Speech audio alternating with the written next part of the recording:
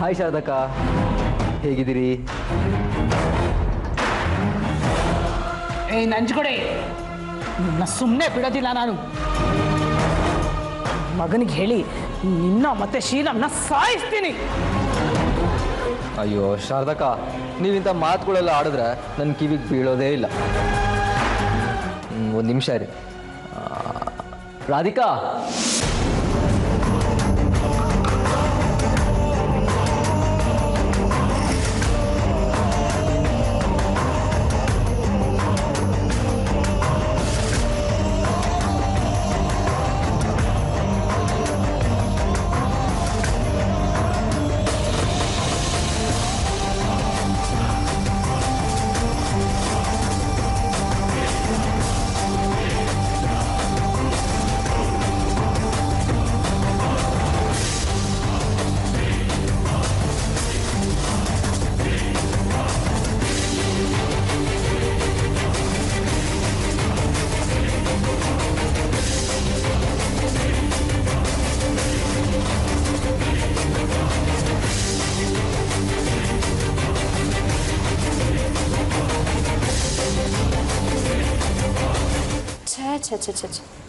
ನಿನ್ನನ್ನ ಈ ಪರಿಸ್ಥಿತಿಲಿ ನೋಡೋದಕ್ಕೆ ಮನ್ಸಿಗೆ ತುಂಬಾ ಸಂಕಟ ಆಗ್ತಾ ಇದೆ.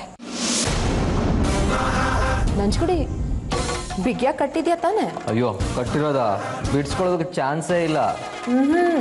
ಇವಳನ್ನ ಹೀಗೆ ಅಂತ ನಂಬೋದಕ್ಕಾಗಲ್ಲ. ಶಾರದಾ ಸಾಮಾನ್ಯದವಳು ಅನ್ಕೊಂಡ್ಬಿಟ್ರೆ ಮುಂದೆ ನಾವೇ ಸಮಸ್ಯೆನ ಎದುರಿಸ್ಬೇಕಾಗತ್ತೆ. ನಂಜುಗುಡಿ, ಬಿಟ್ಬಿಡು ನನ್ನ. ಯಾಕೆ ಈ ಮನೆ ಸರಿ ಇಲ್ವಾ? ಅಯ್ಯೋ, ದೇಸಾಯಿಗಳಂತ ಮನೆ ನಿಮಗೆ ಬೇರೆಲ್ಲೂ ಸಿಗಲ್ಲ. ಅಷ್ಟು ಪವಿತ್ರವಾದ ಮನೆ ಇದು. ಶಾರದಕ್ಕ, ಒಂದು ಸ್ವಲ್ಪ ದಿನ ಇಲ್ಲೇ ಇದ್ದು ನಿಮ್ಮ ಪಾಪನ ಕಳ್ಕೊಳ್ಳಿ.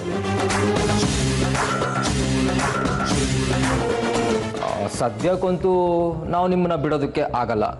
ಊಟ ತಿಂಡಿಗೆ ಕೊರತೆ ಇಲ್ಲ, ಆದರೆ ಸ್ನಾನ ಗಿನಕ್ಕೆ ಸ್ವಲ್ಪ ತೊಂದರೆ. ಊಟನೂ ಕೊಡೋದು ಬೇಡ ಬಿಡು, 2 ದಿನ ಇಲ್ಲೇ ಕೊಳೆಯೋ ಹಾಗೆ ಮಾಡೋಣ. ಓ, ಹಾಗಂತೀಯ? ಹಸುವಿನ ನೋವು ಏನು ಅನ್ನೋದು ಇವಳಿಗೂ ಗೊತ್ತಾಗ್ಲಿ.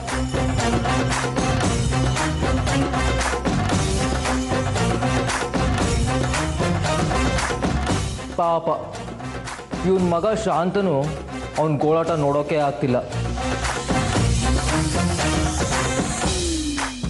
ನನಗೆ ಇವ್ರ ಕೊರಗಲ್ಲಿ ಎಲ್ಲಿ ಸತ್ತೋಗ್ಬಿಡ್ತಾನೋ ಅನ್ನೋ ಭಯ ಕಾಡ್ತಾ ಇದೆ.